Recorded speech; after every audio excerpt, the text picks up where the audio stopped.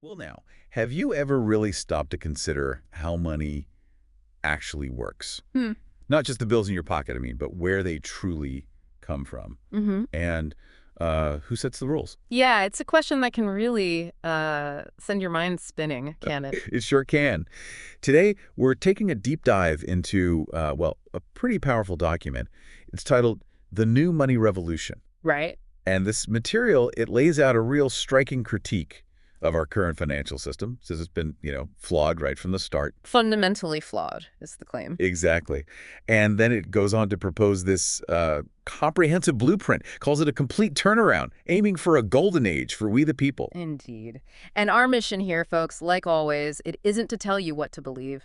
Not at all. No, We're here to thoroughly unpack the arguments, the solutions proposed right here in this source material. that's right. We'll look at its historical claims, its, sharp critique of how things are now, and its, frankly, ambitious vision for American finance.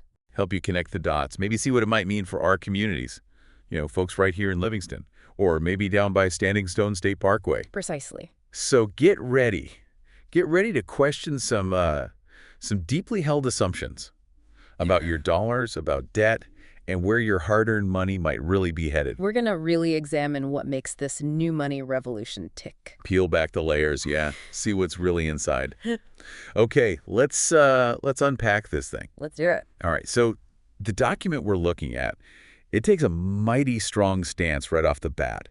It calls the Federal Reserve a criminal masterclass financial scheme. Wow. Pulls no punches there. Not a bit. It says point blank, the Fed is not federal and has no reserves. Okay. Goes so far as to call it a Ponzi scheme at the highest level.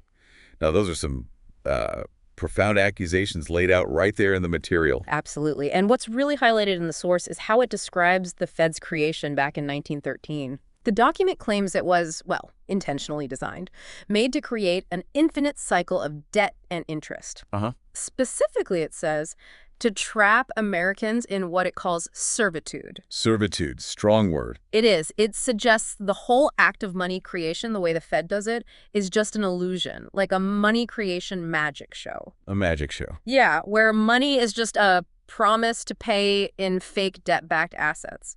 It even says the system's founding fathers of deception hatched a plan to deceive and compromise the politicians, basically taking over the government's job of coining money.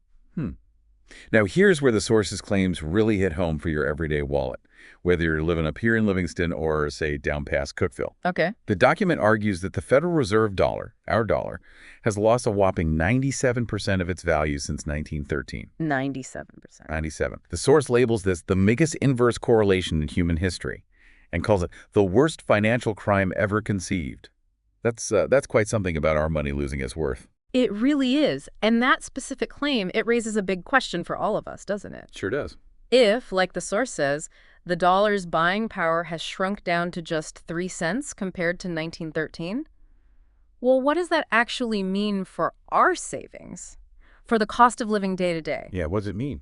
Well, think about the Consumer Price Index, the CPI. That basket of goods. Uh-huh. The source notes it's multiplied 32 times. Or look at ground beef.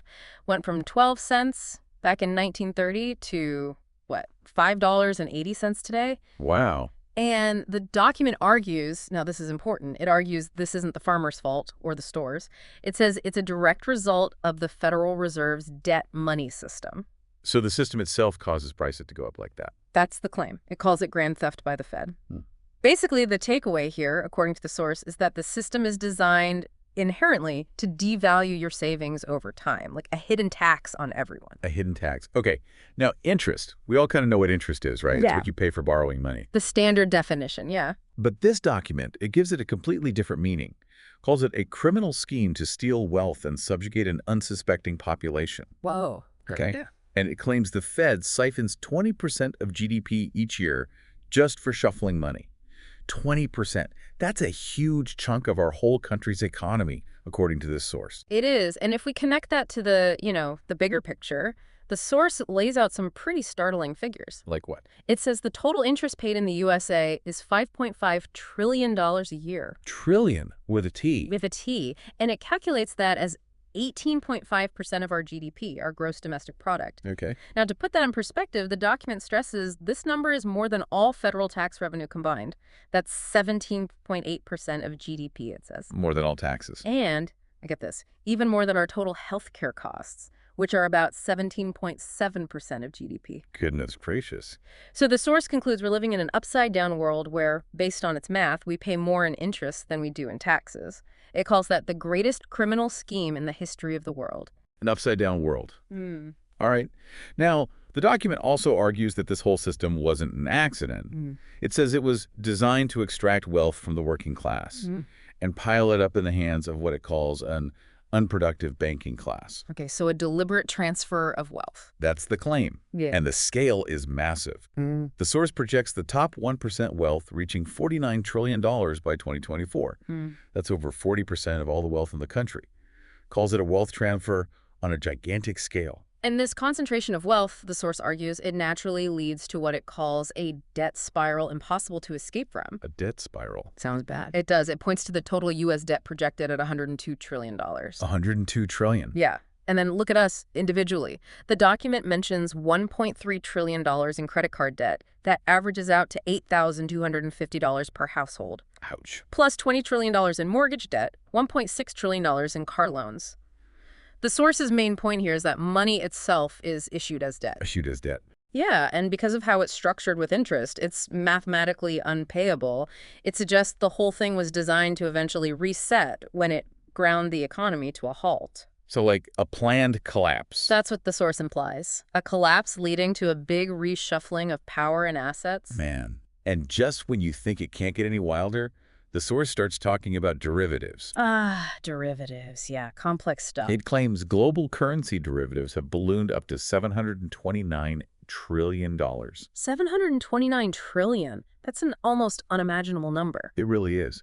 And the document calls this a license to steal. Right. Because of leverage and market manipulation. Likens it to players betting on their own games in banking. Right. And this is a really critical point in the source's argument. It specifically says these things, especially currency and interest rate derivatives.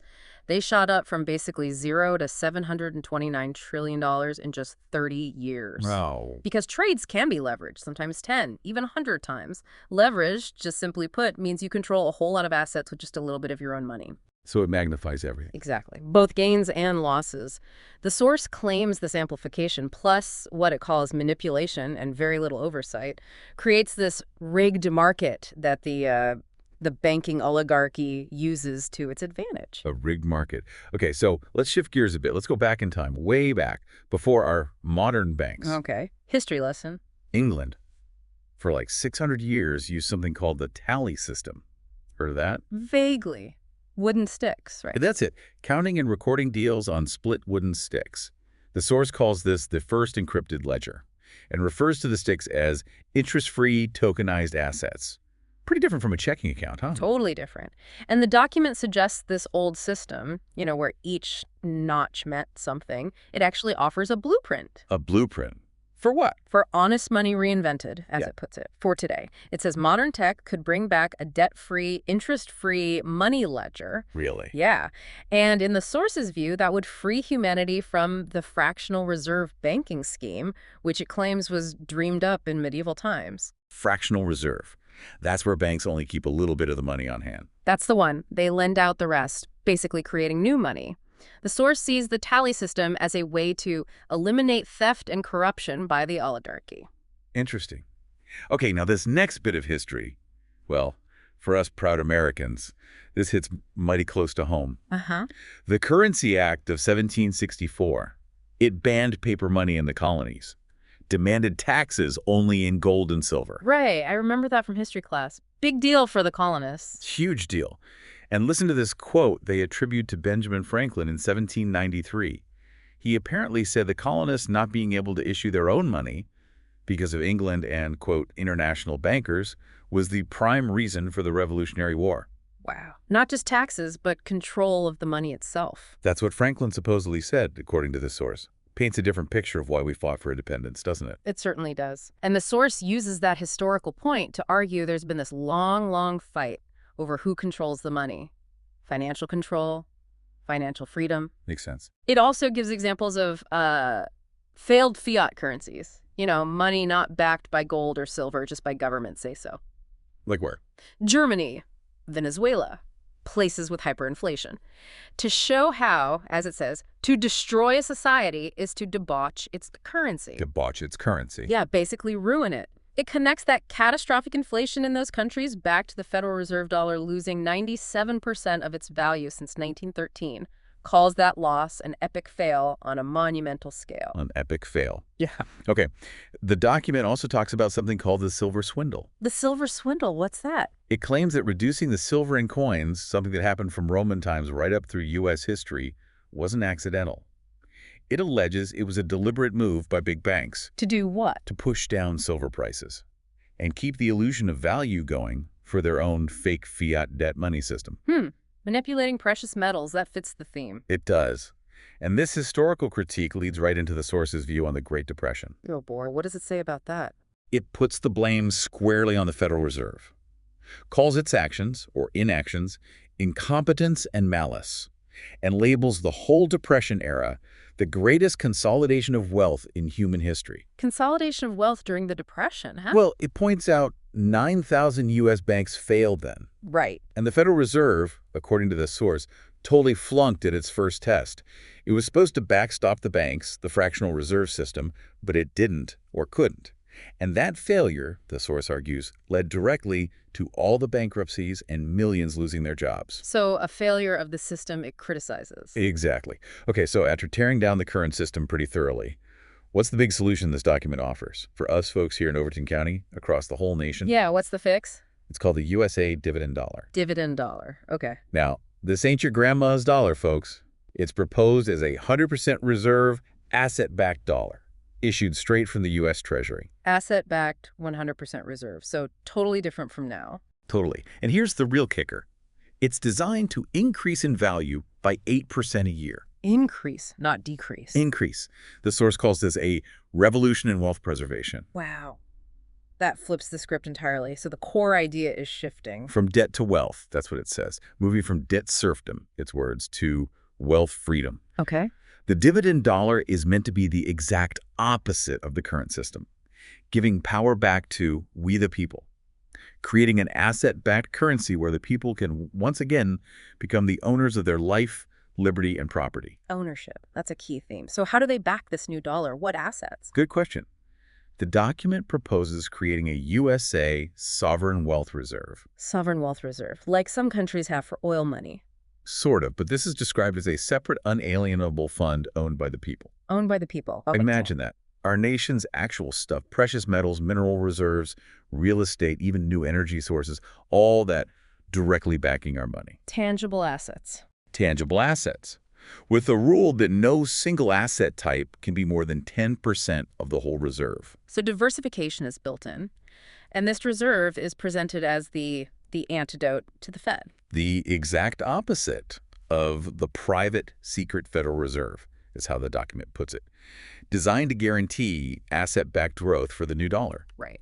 It's all about securing our life, liberty, and property by basically tokenizing all U.S. assets, even stuff the source claims should be taken back from the Federal Reserve Bank. Tokenizing assets, like putting them on a ledger, backing the currency. Okay, I see the connection to the tally stick idea now. Yeah, it kind of comes full circle, doesn't it? Now, this next part, this is really going to make your ears perk up, especially come April 15th. Uh-oh. Taxes. You betcha. The source suggests that with this new USA Dividend Dollar system running, we could completely eliminate income tax. Eliminate income tax? Seriously? And corporate tax, too. Get out of here. How would the government run? Well, it says tariffs, taxes on imports, which funded the U.S. government before 1913. Before the income tax, right. Yeah, right.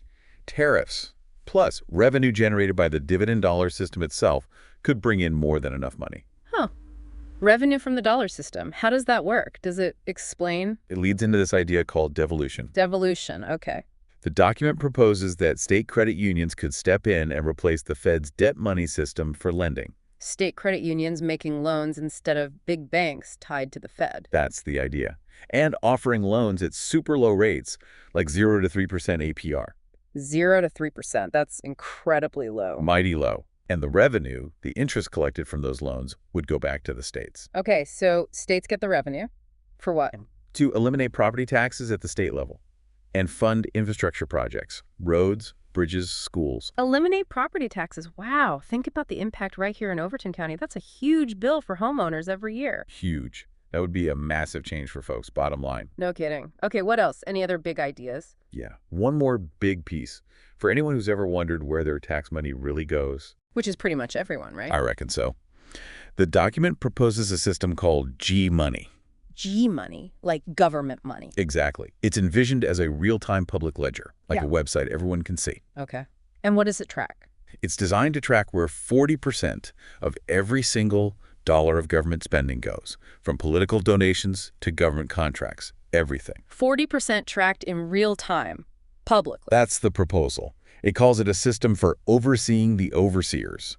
It even mentions whistleblower rewards for catching fraud. So radical transparency and accountability. That's the goal, according to the source, tracing spending right down to the House district, individual ID level, state, local. Wow. It's presented as the way to make sure politicians and bureaucrats are actually serving we the people, and to keep auditing what the document calls this privileged class of government oligarchs. Okay, that's a lot. A whole new dollar, asset-backed, increases in value, no income or property tax, state credit unions, real-time spending tracker. It's a revolutionary proposal, no doubt. So how do we get there?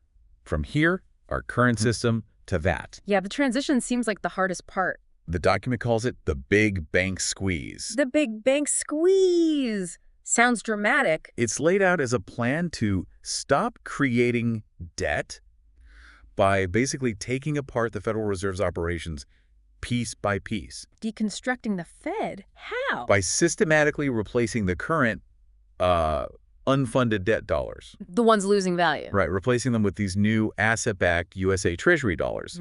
The whole thing is called the Great Banking Unwind. The Great Banking Unwind. Okay, and how does this unwind actually phase out the old system? Well, as the source details it, this unwind would gradually end fractional reserve banking. Oh. As the new USA Treasury dollars, the ones backed by that sovereign wealth reserve, start flowing into the economy. Okay. The rules for banks would change. The reserve ratios, how much money they have to keep on hand, would slowly go up. Ah, so they can lend out less and less of the old money. That's how it's described.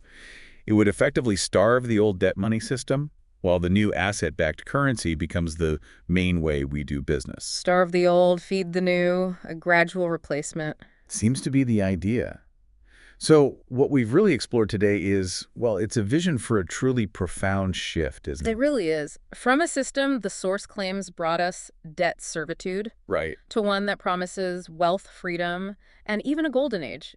It really boils down to a fundamental question for all of us, I think. What's that? What would it truly mean for we the people to actually own our money, our wealth, and, well, our future? Own our future, yeah. That's deep. And that leads us right to a pretty powerful part of this document itself. Oh, what's that? It includes a declaration by we the people, and it's dated today, July 4th, 2025. Dated in the future, July 4th. Okay. Yep. And it says, quote, "In accordance with the power granted to we the people by the Most High God, we assert our right to secure our life, liberty, and property." Wow. Echoes of 1776 there. Very much so. It's presented as a clear declaration of independence, but this time from the Federal Reserve Bank. Okay. It explicitly demands full reparations and restitution of assets, and talks about a USA restoration. Reparations and restitution, that's taking it all the way, a full reset. That's a mighty strong statement, isn't it? Yeah. Really something to chew on. Absolutely. If this deep dive got you thinking, folks, if it sparked even a little flicker of curiosity or maybe lit a fire in your belly about these big ideas, Yeah. well, then our work here is done. We truly hope you'll dig deeper, ask your own questions, talk about these concepts with your neighbors, your friends, see what they think. Conversation is key. It is. And hey, if you found this deep dive illuminating, maybe learned something new, well, bless your heart, go on and hit that like button for us. Yeah. Let us know you're out there. Leave us a comment with your thoughts, too. We read them. And please subscribe so you don't miss our next deep dive. Your engagement, it really helps us keep digging into these important topics for y'all. It really does. And as we close out this deep dive, maybe let's just hold in our hearts a shared hope, a hope for a future where everyone, all humans, can truly secure their life, their liberty, and their property. Amen to that. And to all you wonderful folks out there listening, thank you kindly for tuning in to the deep dive. Until next time, keep digging for truth, and may God bless America.